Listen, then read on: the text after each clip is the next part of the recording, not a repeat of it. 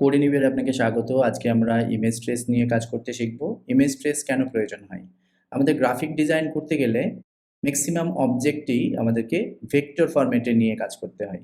তো দেখা যায় যে কোনো একটি ইমেজ আমরা ক্যামেরা দিয়ে তুলেছি বা কোনো একটি ওয়েবসাইট থেকে ডাউনলোড করেছি, সেইটাকে আমরা ভেক্টর ফরম্যাটে রূপান্তর করব ইমেজ ট্রেসের মাধ্যমে। যদি এক্সাম্পল হিসেবে বলি, ধরুন আমি একটি ভিজিটিং কার্ড ডিজাইন করব অথবা একটি কর্পোরেট ব্রোশিওর ডিজাইন করব, যেখানে হয়তো অ্যাড্রেস লিখতে হবে এবং অ্যাড্রেসের আগে আমাদের লোকেশন আইকনটা ব্যবহার করতে হবে।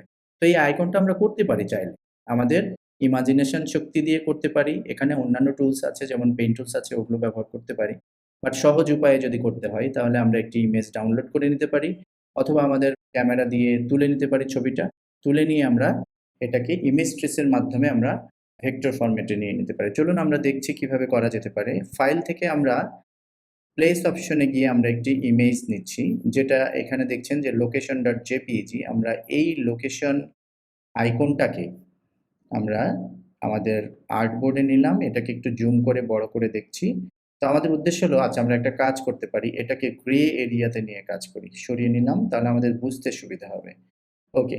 তো এখন প্রথম কন্ডিশন হলো আমাদের ইমেজটাকে সিলেক্ট করতে হবে। তো সিলেকশন টুলস নিয়ে আমি একটি ক্লিক করলাম। সিলেক্টেড আছে ইমেজটা। এখন আমরা দুটো জায়গা থেকে কাজটা করতে পারি। একটি জায়গা হলো এই যে টুল অপশনস বার দেখছি, এখানে ইমেজ ট্রেস অপশন আছে।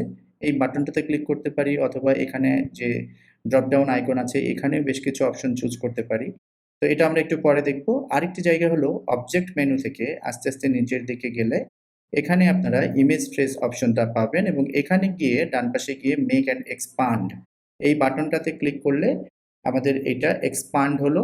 এখন বাইরে ক্লিক করে যদি আমি এটাকে ড্রাগ করাই, দেখুন এটা এখন পর্যন্ত একসাথে আছে, সবগুলো এরিয়া একসাথে আছে এবং স্টিল এটা কিন্তু অবজেক্টগুলোকে আমরা আলাদা করতে পারছি না, সবগুলো একসাথে আছে। তো এখন এটাকে এই ভিন্ন ভিন্ন পার্টকে আলাদা করার জন্য আমরা রাইট ক্লিক করব, করে এখানে আনগ্রুপ অপশনটাতে ক্লিক করব।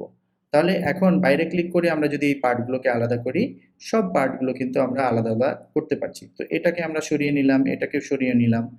তো একইভাবে আমাদের এই পার্টগুলো কিন্তু আলাদা, বাট আমরা কন্ট্রোল জেড দিয়ে আগের অবস্থায় রাখছি। যেহেতু আমাদের মূল আইকন হলো এইটুকু, এইটুকুকে আমরা রাইট ক্লিক করে আবার গ্রুপ করে নিচ্ছি। আর অতিরিক্ত অংশটাকে আমরা ফেলে দিতে পারি, তাই না? এবার এটাকে আমরা সাইজ ছোট বড় করা থেকে শুরু করে কালার চেঞ্জ বা বিভিন্ন ধরনের গ্রেডিয়েন্ট সংযুক্ত করতে পারি। এটার নিচে আমরা অন্য কোনো একটা অবজেক্টকে আমরা সেট করতে পারি।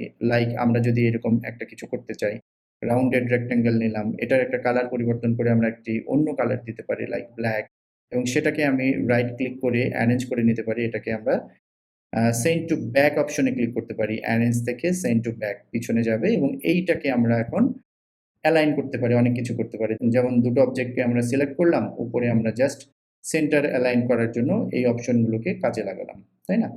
এখন এইটা কিন্তু একটা আমরা যেকোনো একটা প্রজেক্টে, এটা ব্রোশিওর হতে পারে, এটা ভিজিটিং কার্ড হতে পারে, যেকোনো জায়গায় ব্যবহার করতে পারি, তাই না? এটা একটা ধরন ইমেজ ট্রেসের। যাই হোক, এটা আমরা মুছে দিলাম, দিয়ে কন্ট্রোল জিরো প্রেস করে আমাদের এনভায়রনমেন্টটাকে জাস্ট ডিফল্ট একটা অবস্থায় নিয়ে আসলাম। এবার ফাইল থেকে আমরা আরেকটি ইমেজ ওপেন করি। এই পাশেরটাকে ওপেন করছি, করে প্লেস অপশনে ক্লিক করলাম, এখানে ক্লিক করলাম। এখন আগে যেভাবে করলাম এটাকে আমরা গ্রে অপশনে নিয়ে যাই। এই জায়গাটায় নিয়ে আমরা জুম করলাম, জুম করে আমরা এটাকে মাঝ বরাবর নিলাম।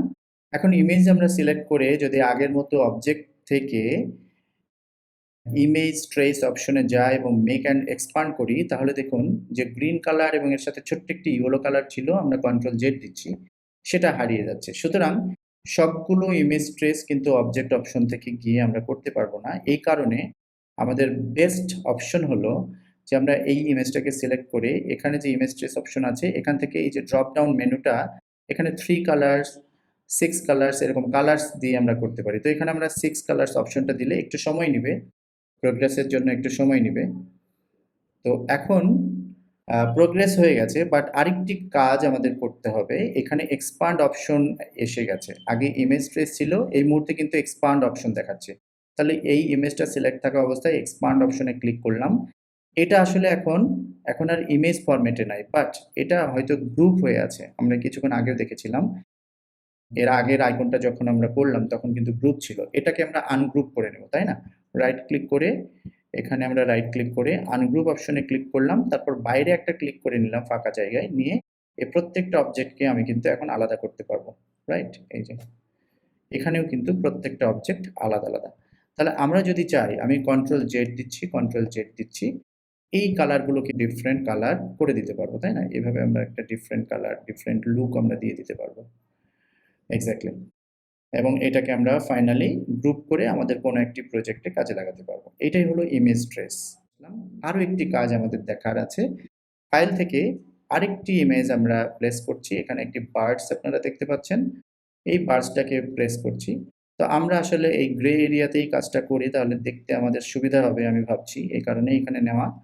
সুন্দরভাবে প্লেস করে নিলাম।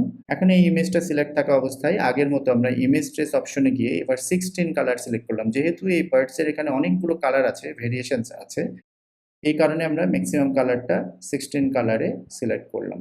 একটু সময় নেবে প্রোগ্রেসের জন্য। এখন এইটাকে কি করবে, দেখুন এই কাজটা করার পরপরই আমাদেরকে কিন্তু এই এক্সপান্ড অপশনে ক্লিক করতে হবে। এই বাটনটা কিন্তু আগে ছিল ইমেজ ট্রেস অপশন, এখন কিন্তু এক্সপান্ড অপশনে রূপান্তরিত হয়েছে। আমরা এখানে একটি ক্লিক করে নিলাম। এখন কি হলো, এই প্রত্যেকটা কালার এটা কিন্তু ভেক্টর ফরম্যাটে চলে এসছে। 16টা কালারে, ম্যাক্সিমাম কালারে এখানে পরিণত হয়ে গেছে। তো এটাকে আমরা আগের মতো সিলেক্ট করে রাইট ক্লিক করে আনগ্রুপ করলাম।